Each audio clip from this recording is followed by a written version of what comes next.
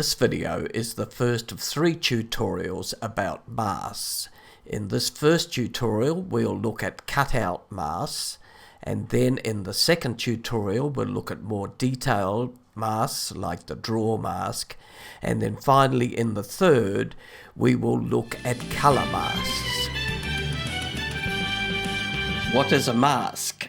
A mask will allow you to cut out a transparent portion of a clip so you can see through to the track below.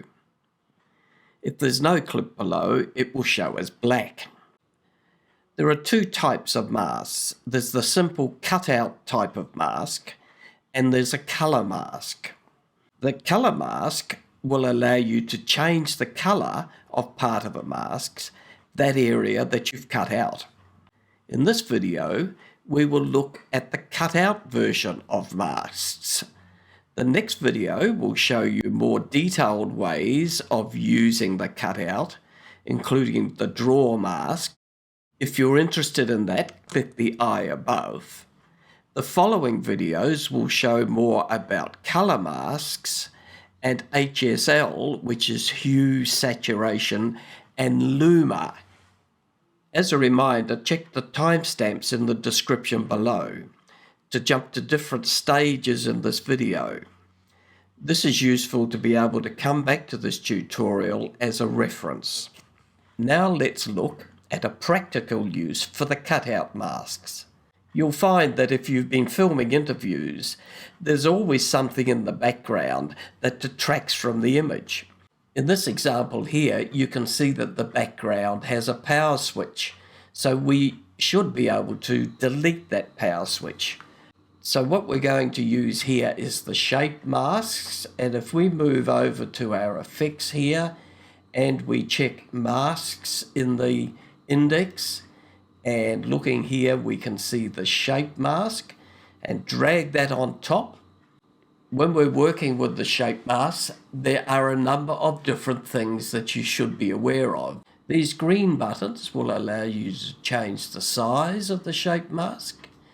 This white button on the corner will allow you to change the shape from a square, or you can move it here and change it in the inspector.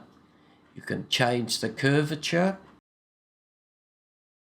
If you drag these in here, you can then make a circular one. You can change the feathering of the masks, and the feathering at the moment is at 100%. So the inside line here is the actual mask, and the outside is as far as the feather can go. So if we change it this way, we can bring the feather to the inside of the mask. So the outer line now is the actual mask, and the inner line is the feather of the mask. If you've got an unusual shape, you can change the rotation of the mask. At the moment, the mask is showing what's in the top layer, removing everything outside that, so we can invert the masks. So now you're seeing the outside and the cutout is in the middle. So what we want to do with this mask is to remove this PowerPoint. So let's drag the mask over it. We'll need to make it a little smaller, and I think we'll make it square. Bring it more to the angle here and drag it over that. Let's make it somewhat smaller so that the PowerPoint is hidden. And in this sort of situation, it's probably better to work on it in a inverted mode so we can actually see we're deleting in here. And you can see the composite, or you can go back to see what the original is there.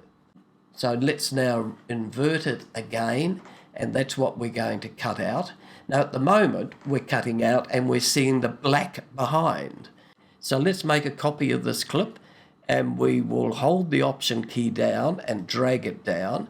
Now we don't want the mask on the bottom one, so we will turn that off for the moment. That's selecting the bottom clip and turning it off.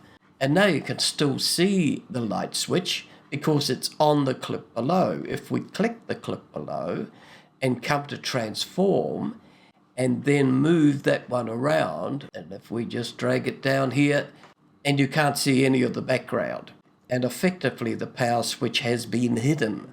One important piece of advice about working with masks is that the mask will not show if the transform effect is turned on. So we need to turn that off, and there's the mask. But when transform is on and these dots are here, you can't see the mask. Now this is a little trap that you can easily fall into when you're first learning with masks. So just be careful of that. So let's turn this off now. And currently we have a shape mask, as we've discussed. Now we can change that shape mask into a draw mask, and we'll have a look at in the next video about draw masks. So to change it to a draw mask, we simply convert to points. And now we have a draw mask where if we hold the Option key down, we can add further points. And by having these further points, we can change the shape of the mask much more dramatically. So let's look for that in the next video. In the meantime, I hope you've enjoyed this video, and please like, subscribe, and press the bell.